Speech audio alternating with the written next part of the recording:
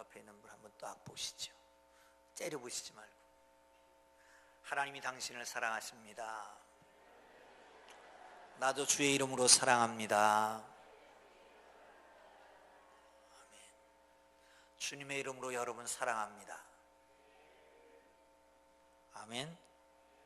저는 사랑하는데 여러분은 저를 사랑하는지 모르겠습니다.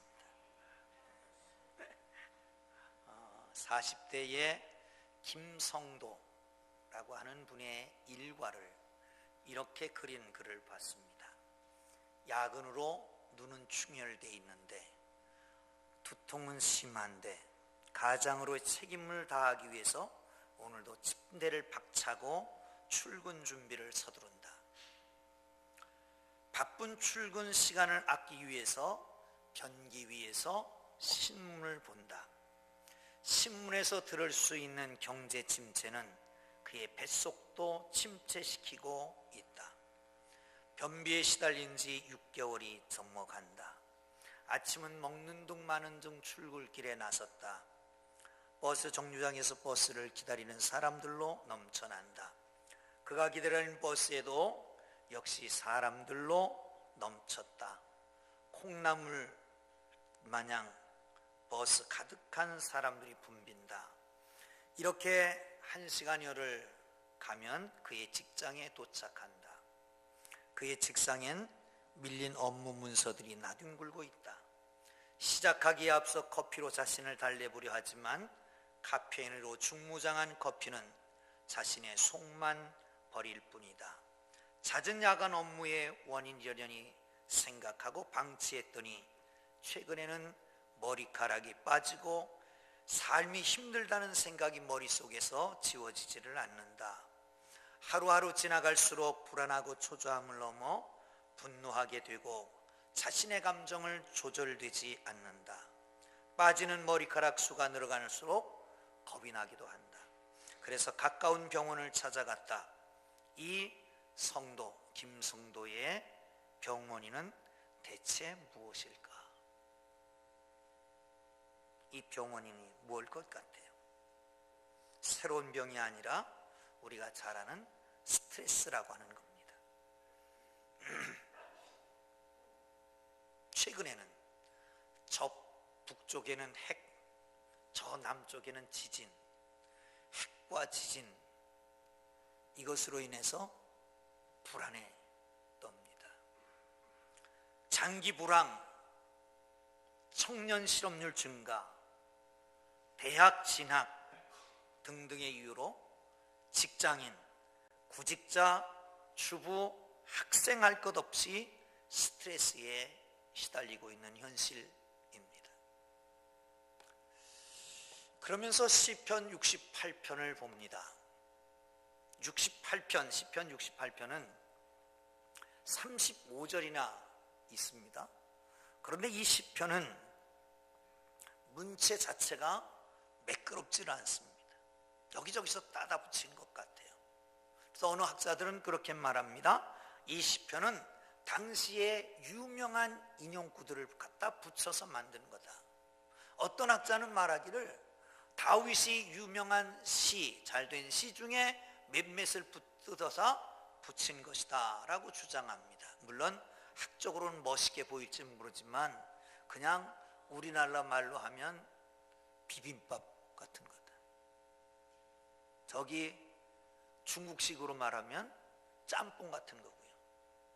짬뽕이나 비빔밥도 음식이듯이 여기도 주제가 있을 수 있습니다. 이 주제가 뭐냐? 오늘 19절이라는 겁니다. 한번 볼까요? 19절 시작. 날마다 우리 짐을 지시는 주 곧 우리 구원하신 하나님을 찬송할지로다. 아멘. 날마다 우리 짐을 지시는 주님, 그분이 바로 구원의 주인인데 그분을 찬송하자라고 하는 것이 본문의 내용입니다. 여러분, 어떻게 하나님이 우리의 짐을 져주시는지 알 수 있을까요? 이스라엘 백성들은 그것을 역사적으로 증명하고 있습니다. 과거의 역사가 없으면 현재가 없는 거잖아요. 현재가 있어야 미래가 있는 거잖아요. 다시 말하면 과거가 오늘 나를 만들고 그리고 오늘의 내의 삶이 미래의 나를 결정하게 될 것입니다. 과거에 하나님이 우리를 도우셨다면 지금도 하나님이 우리를 도우실 것이고, 그리고 나아가서 미래도 하나님이 도와주실 것을 믿으시기를 축원합니다. 그런데 과거에 하나님께서 짐을 지셨다라고 말합니다. 그러므로 오늘도 우리의 짐을 날마다 대신 지시는 것을 믿으시기를 축원합니다. 29절을 다시 한번 봅니다. 시작. 날마다 우리 짐을 지시는 주 곧 우리의 구원이신 하나님을 찬송할지로다. 아멘. 세상에 사람들이 져야 할 짐들이 참 많습니다.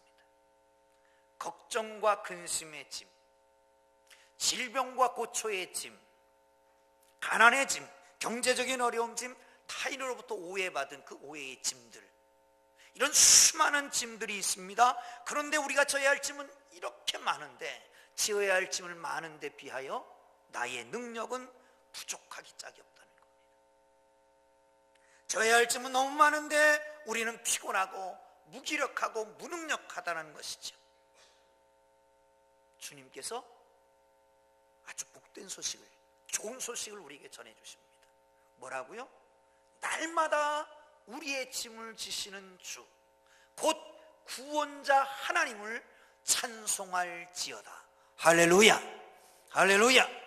크신 하나님이, 보잘것없는 우리, 창조주 하나님이, 피조물인 우리, 초월하신 하나님이 한계 속에, 시간의 한계 속에 갇혀있는, 공간의 한계 속에 갇혀있는 우리의 짐을 대신 져준다는 겁니다. 세상의 임금들은 자기들은 손 하나 까딱하지 않으면서 많은 짐을 져줬습니다. 그런데 참되신 왕이신 하나님께서는 당신 스스로가 일을 하시고, 그리고 당신 스스로가 우리의 비참한 인생들 속에 참여하셔서 짐을 대신 져주시는 것을 믿으시기를 축원합니다. 할렐루야. 어떤 짐을 지셨을까요? 한번 보세요. 5절을 보겠습니다. 5절 나왔네요. 같이 있습니다. 시작. 그의 거룩한 처소에 계신 하나님은 고아의 아버지시며 과부의 재판장이시라. 아멘. 고아의 아버지, 과부의 재판장. 여러분, 고아와 과부는 어떤 사람을 가리킵니까? 구약시대에서는 가장 힘없는 사람을 가리킵니다. 왜냐하면 당시는 육체 노동력이 경제력을 좌우하기 때문입니다. 육체 노동력이 없으면 가난해지는 겁니다. 그런데 여자가, 고아가 어떻게 혼자의 힘으로 육체 노동을 할 수 있겠습니까? 그러니까 가장 연약한 사람이에요. 하나님은 뭐라고 말합니까? 연약한 고아의 보호자가 되시고 대신 짐을 져주시고, 힘없는 과부를 억울하면서 풀어주시는 재판장이 되신다. 할렐루야, 할렐루야. 조금 더 내려가서 6절을 봅니다. 시작. 다시 띄워주세요. 6절입니다. 시작. 하나님은 고독한 자를 가족과 함께 살게 하시며 갇힌 자들을 이끌어내사 형통하게 하시느니라. 오직 거역하는 자들은 거치는 메마름. 사랑하는 성도 여러분, 그렇습니다. 어떻게 해요? 고독한 자들은 가족과 함께, 고독한 자는 가족과 함께, 갇힌 자들은, 꽉꽉 막혀있는 자들은 확 열어주는 형통함으로. 사랑하는 성도 여러분, 그렇습니다. 고독합니까? 하나님이 새로운 공동체, 교회 공동체, 가족 공동체를 허락하시는 걸 믿으시기를 축원합니다. 교회는 그러기에 축복입니다. 어떤 축복입니까? 외롭지 않게 하는, 고독하지 않게 하는, 더불어 살게 하는 축복인 걸 믿으시기를 축원합니다. 할렐루야, 할렐루야. 그래서 어떤 분은 그랬습니다. 어거스틴이 그런 얘기를 했어요. 교회를 어머니로 섬기지 못하면 하나님을 아버지로 부를 자격이 없다는 겁니다. 교회는 그리스도의 성육신의 연장선상에서 이해를 해야 된다. 하나님께서 육신을 입고 내려오셨습니다. 그게 성육신입니다. 예수님이십니다. 그런데 예수님이 육신을 입으셨습니다. 그게 교회라고 하는 겁니다. 그러므로 여러분, 교회는 예수 그리스도의 몸이십니다. 그러므로 교회를 섬기고 교회 안에서 이 아름다운 축복 누리지 못하면 하나님의 거룩함을 체험하지 못한다라고 하는 걸 기억하시고, 주님 안에서 고독을 해결하고 아름다운 가족 공동체를 형성하기를 주님 이름으로 축원합니다. 갇혀 있습니까? 뭐에 갇혀 있습니까? 열리지 않습니까? 어떤 문이 열리지 않습니까? 하나님이 형통하게 하시는 축복이 여러분에게 있기를 주의 이름으로 축원합니다. 뿐만 아니라 광야에 나왔습니다. 앞서가셨다고 말합니다. 가나안에 정착했습니다. 비를 내리고 햇빛을 주고, 그래서 풍성하게 땅을 아름답게 거름지게 만들고 풍성한 결실을 거두게 하셨답니다. 11절 이하에 보면 전쟁이 납니다. 그런데 전쟁이 나면 어떻게 하신다고요? 적들은 하나님이 너무 잔인해요. 어떻게 하신다? 정수리를 깨치신다. 아이고, 너무 잔인한 말 같지만, 그러나 한편에서 보면 그 하나님의 백성들을 보호하시는 것을 볼 수 있잖아요.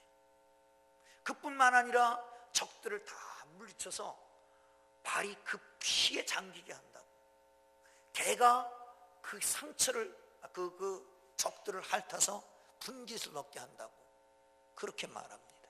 승리케 하시는 겁니다. 성전이라고 하는 것이 있습니다. 거룩한 전쟁. 스타워즈, 별들과 별들의 싸움이 아니라 신들과 신들의 싸움입니다. 하나님과 다른 신과의 싸움이에요. 그러니까 이스라엘 하나님을 섬기는 이스라엘의 신은 여호와 하나님, 그리고 다른 나라들은 뭐 바알, 아세라, 마르둑 이런 것들을 섬기는데 그들과 싸워서 이기게 하신다는 거예요. 사랑하는 성도 여러분, 하나님께서 우리를 이기게 하시고 짐을 대신 져주시는 것을 믿으시기를 축원합니다. 할렐루야. 조금 오래된 얘기입니다만은 뭐 내과 진찰실에 그냥 오후 늦게 좀 한가한 시간에 한 2시, 3시 이렇게 되면 좀 한가하잖아요. 가서 뭐 얘기할 게 있어서 얘기 좀 하고 이렇게 앉아있는데, 그 집사님이니까 얘기 좀 하고 있는데, 그런데 어떤 분이 감사합니다 그리고 어떤 어르신이 가시는 거예요. 근데 그 집사님이 그런 얘기를 해요. 목사님, 이거 혹시 죄 아닙니까? 그래서 뭔데요? 저 어르신이 거의 일주일 동안을 매일같이 찾아와서 자기 병이 있으니까 치료해달라고 그러대요. 아무리 진찰하고 검사를 해봐도 어디 아픈데 잘못된 데가 나타나질 않는 거예요. 그런데도 아프다고, 왜 치료해주지 않느냐고, 돌팔이 아니냐고 이러고 대들어서 할 수 없이 처방전을 했는데 소화제를 줬대. 소화제. 근데 소화제 처방전을 받아들고 감사합니다 그러고 가는데 이게 죄가 아니냐고 그러더란 말이에요. 그래서 제가 그래서 그거 왜 나한테 물어봅니까? 예수님한테 물어보지. 근데 문제는 그분이 그걸 먹고 낫을 수도 있다는 거죠. 죄입니까? 죄가 아닙니까? 잘 모르겠네. 문제는 뭐냐 하면 요즘에 병원을 찾는 많은 사람들 중에 뚜렷한 병명이 없는 거예요. 근데 자꾸 신음신음 아픈 거예요.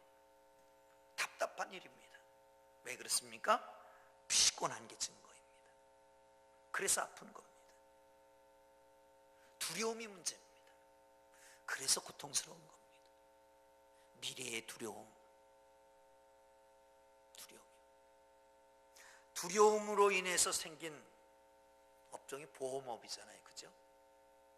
자동차 사고 두려워서 자동차 보험 들고, 화재 날까 두려워서 화재 보험 들고, 건강 상실할까 두려워서 건강보험 들고, 비행기 타며 여행하다가 혹시 뭔 일 생길까 봐 여행자 보험 들고, 은퇴한 후에 삶의 모습이 두려워서 국민연금, 은퇴적금 들고, 축구선수는 다리 다치면 안 되니까 발보험 들고, 피아니스트는 손가락 다치면 안 되니까 손가락 보험 들고, 나는 무슨 보험 들어야 될까 고민하다가, 그래, 딱 한 가지 있다. 주둥이 보험 들자, 아니면 목 보험 들자. 이런 건 없나 모르겠어요. 사랑하는 성도 여러분, 오늘 주께서 말씀하십니다. 날마다 날마다 내가 내 짐을 지어줄게. 내 짐을 지어줄게. 그 하나님을 찬양하기를 주의 이름으로 축원합니다. 할렐루야. 두 번째는 우리가 대림절입니다. 예수님을 기다립니다. 예수님께서 오셨습니다. 왜 오셨습니까? 죄의 짐을 지시기 위해서 오신 겁니다. 그게 제일 무겁습니다. 다른 짐은 나눠질 수 있습니다. 마음의 짐도 걱정과 근심도 나눌 수 있잖아요. 근데 죄의 짐은 누구하고 나누겠어요? 말도 못하고 끙끙끙끙 하는 겁니다. 그래서 무겁습니다. 아니, 죄의 짐이라고 하는 것은 원래 불행의 원인입니다. 인생의 모든 불행은 죄를 졌기 때문이잖아요. 죄 때문에 인간은 하나님과 불화하게 되었습니다. 삶의 죽음과 저주가 생겼습니다. 자연인은 누구나 하나님과 불화한 상태에 있습니다. 여러분, 육신의 부모와 불화해도 마음이 편하지 않은데, 영혼의 부모인 하나님과 불화하면 얼마나 마음이 괴롭겠습니까? 이게 바로 하나님과 불화하다라고 하는 것은 하나님과 원수되는 것을 말합니다. 창조주 하나님, 나를 지으신 하나님, 나에게 호흡을 주신 하나님, 생명을 주신 하나님, 그 하나님을 인정하지 않고 거역하는 죄, 그거 가볍지 않단 말이죠. 여러분, 죄를 지면 어떻습니까? 죄책감에 시달립니다. 그게 무겁습니다. 어떤 짐보다 무거운 게 죄책감의 묻힘이 아니겠습니까? 여러분, 죄책이 없다고요? 하나님 안 계시다고요? 모든 근육은 사람이 움직일 수 있습니다. 어떤 분을 만났는데 그분 건강을 참 관리 잘 하시는 분이에요. 당뇨병이 있었는데 당뇨가 막 엄청 많이 수치가 올라갔는데 운동으로 다 고친 분이 지금은 약도 안 먹는데요. 그러면서 가장 중요한 게 허벅지 근육이라고 그러더만요. 앉아있을 때든지 서 있을 때든지 허벅지 근육을 늘려라. 앉았다 일어났다 하든지 발치기를 하든지 무조건 허벅지 근육을 늘려야 된다고 그러더만요. 그런데 여러분, 제가 수액을 하나 맞으려고 그랬더니 혈관이 나오질 않는데요. 그러면서 간호사가 그러더라고요. 운동 좀 하세요. 그래서 무슨 운동 할까요? 그랬더니 완력기를 하래. 이거라도 하래. 그러니까 이 혈관도 좀 생기더라니까요. 사랑하는 성도 여러분, 모든 근육은 내가 움직일 수 있습니다. 그런데 가슴에 손을 한번 대보세요. 여기 펄떡펄떡 뛰는 심장이 있습니다. 심장 근육은 누가 움직입니까? 심장 근육이 멎는 날 우리 생명도 끝나는 건데, 이 생명을 움직이는 이 힘은 내가 아무리 노력해서 되는 게 아닙니다. 그것은 하나님의 것입니다. 그렇다면 여러분, 모든 근육은 사람이 움직일 수 있지만 심장 근육은 사람이 못 움직여요. 하나님이 움직이다가 하나님이 스톱하면 끝나는 거 아니겠습니까? 사랑하는 성도 여러분, 그렇다면 하나님이 살아계신 것을 인정하고 하나님을 거부하지 말고 하나님을 믿고 나가야 되는 게, 그게 바로 의롭게 사는 것이고, 하나님을 거부하는 것, 그것은 죄라고 하는 것이에요. 한번 보시죠. 예레미야 2장 19절입니다. 시작. 다시 시작. 내 악이 너를 징계하겠고 내 패역이 너를 책망할 것이라. 그런즉 내 하나님이 여호와를 버림과 네 속에 나를 경외함이 없는 것이 악이요 고통인 줄 알라. 주 만군의 여호와의 말이니라. 네 하나님 여호와를 버림과 네 속에 나를 경외함이 없는 것이 악이고 죄다. 뭐라고요? 하나님을 버림과 하나님을 경외하는 마음이 없는 것이 죄다. 그 죄책감, 그것으로 징계를 받게 된다라고 말씀하고 있습니다. 사랑하는 성도 여러분, 불행의 원인이 어디 있습니까? 죄에 있습니다. 그걸 모르니까 다른 데서 찾으려고 그럽니다.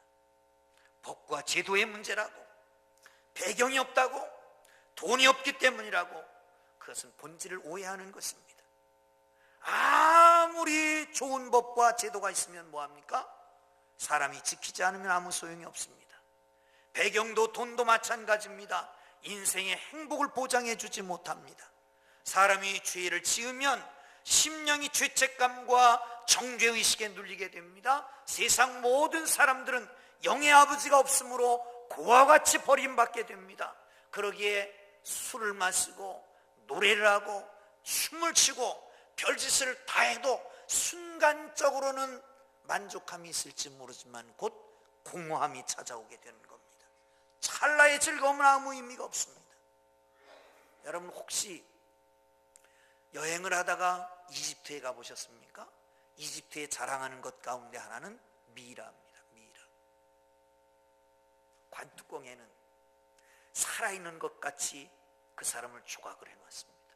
금으로 입혀놨습니다. 그런데 관뚜껑을 열면 거기는 침대로 붕대로 칭칭칭칭 감아놓은 바짝 말라 빠진 미이라가 들어있는 겁니다. 현대 물질 문명이, 현대의 성형수술이, 현대의 의술이 우리를 아름답게 만들지는 모르지만 겉모양은 아름다운데 속에는 욕심으로, 속에는 하나님을 경외함이 없는 것으로, 나만 아는 것으로 가득 차서 마치 미이라같이 썩은 냄새가 펄펄 나지는 않은가 말이죠.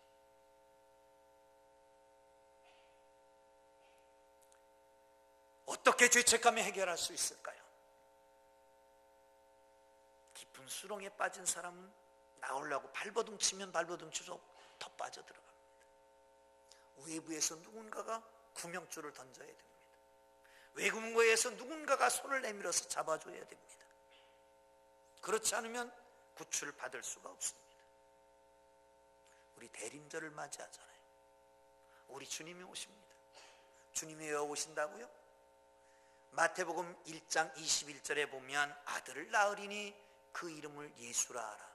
이는 그가 자기 백성을 저희 죄에서 구원할 자임이라. 할렐루야, 할렐루야, 할렐루야. 마침내 십자가를 지었습니다. 모든 죄를 도말하셨습니다. 다 이루었다라고 가셨습니다. 죄값을 대신 다 치르고 가셨다라고 하는 말씀입니다. 사랑하는 성도 여러분, 이제 우리 할 일은 죄의 짐을 주님 앞에 맡기고 죄책감으로부터 해방되어 자유롭고 의롭게 사는 하나님의 사람이 되기를 주의 이름으로 축원합니다. 할렐루야, 할렐루야. 마지막으로 믿음입니다. 믿음으로 맡겨야 합니다. 어차피 우리가 할 수 없는 거라면 일찍 맡기는 게 지혜입니다. 그거를 걱정대로 하고 진이 빠지도록 애써보고 할 수 있는 카드 다 써보고 그리고 난 다음에 하나님을 찾습니다. 그래도 하나님을 찾으면 다행입니다. 하나님은 그때라도 언제라도 우리가 돌아서기만 하면 안으시고 품으시고 위로해 주십니다.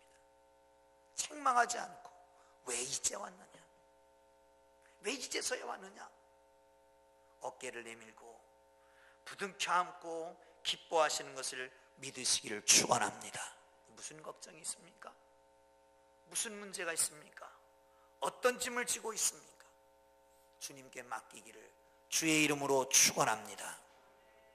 모하우스라고 하는 분이 자기 젊었을 때의 일을 자기 저서에 쓰면서 이런 얘기를 썼습니다. 젊었을 때 하루는 월급 봉투를 다 가지고 집으로 왔습니다. 자기 와이프에게 전해주려고. 근데 어린 꼬마가 기다리고 있습니다. 그 어린 꼬마는 소아마비라서 휠체어를 타고 있습니다. 엄마 어디니? 왜 이 봉투 전해주게? 그거 나한테 줘. 내가 전해줄게. 네가 어떻게 전해? 엄마 어디 있는데? 저 위층에. 어떻게 전해? 아빠, 그 봉투 나한테 주고 아빠가 나를 안고 올라가면 내가 전해주면 되잖아. 그걸 모르는 거예요. 그거를. 사랑하는 성도 여러분, 문제는 뭐다? 하나님께 맡기면, 우리 주님께 맡기면 그 주님께서 해결하면 끝나는 건데 왜 맡기지 않고 내가 붙잡고 있는 거예요? 사랑하는 성도 여러분, 누구나 인생에 무거운 짐은 있습니다. 누구나 무거운 짐을 지고 인생을 살아갑니다. 그러나 이 무거운 짐을 해결하기를 원하지만 아무도 해결해주지를 못합니다. 근심 걱정 무거운 짐을 지고 좌절하고 쓰러지고 많습니다. 누구도 도와줄 수 없습니다. 짐 때문에 짐을 지고 가다가 자살합니다. 아니, 예수 믿는 사람이, 교회를 수십 년 된 사람이, 간증도 하는 사람이 왜 내가 그 짐을 지고 가다가 쓰러져서 생명까지 끊고 마는 거예요? 여러분, 마태복음에 보면 이런 말씀이 있습니다. 8장 23절 이하에 보면 예수님이 제자들과 함께 배를 타고 가십니다. 피곤하셔서 잠을 주무셨어요. 풍랑이 마침 일어나서 막 배로 몰아치는 거예요. 그걸 어떻게 해보려고 노를 젓고 물을 퍼내고 난리법석을 합니다. 젖 먹던 힘까지 다 합니다. 옛날 과거 경험들 다 동원합니다. 안 됩니다. 예수님을 깨웠습니다. 예수님이 일어나셔서 한마디, 바람아 잔잔하라, 딱 끝났습니다. 사랑하는 성도 여러분, 주님께 맡기면 이렇게 편할 걸 왜 내가 붙잡고 고생하느냐 말이죠. 철로역정의 존 버니언이 쓴 철로역정에 보면 무거운 짐 진 남자가 가파른 언덕을 올라갑니다. 언덕 아래로는 어두운 무덤문이 열려 있습니다. 올라가면 올라갈수록 더 가파릅니다. 힘이 지나도록 이렇게 올라갑니다. 허리를 굽히고 겨우 올라가요. 근데 왜 딱 올라가 보니까 눈을 들어 탁 보는 순간 십자가가 보였습니다. 그리고 햇빛이 쨍쨍입니다. 그 순간에 등에 졌던 무거운 짐이 가죽끈이 헐거워지고 흘러내리고 벗겨져서 도록 흘러내려가기 시작합니다. 그러더니 그 무덤에 푹 빠져버리고 마는 겁니다. 무엇을 상징할까요? 하나님 나라를 향해서 가는 모든 기독도들은 이 무거운 짐을 다 지고 있다는 거예요. 그런데 지고 있으면서 불구하고 내가 지고 가려고 그리고 있는 거예요. 하나님은 뭐라고 말씀하십니까? 날마다 내가 내 짐을 지고 간다. 예수님은 왜 오셨습니까? 자기 백성을 저희 죄에서 구원하려고. 믿으세요. 믿고 맡기세요. 오늘 이 시간 여러분 가지고 있는 모든 짐들을, 걱정, 근심의 짐,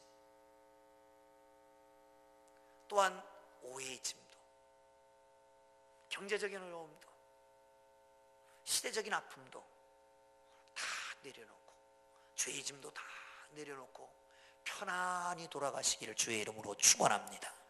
할렐루야. 그런데 예배 끝나고 기도하고 나면 다시 주섬주섬 싸갖고 짊어지고 또 가는 사람도 있어. 제발 그렇게 하지 말고 오늘은 제발 다 내려놓고 뒤처리는 내가 다 할 테니까 내려놓고 돌아가시길 주의 이름으로 축원합니다. 할렐루야. 기도하겠습니다. 하나님 아버지,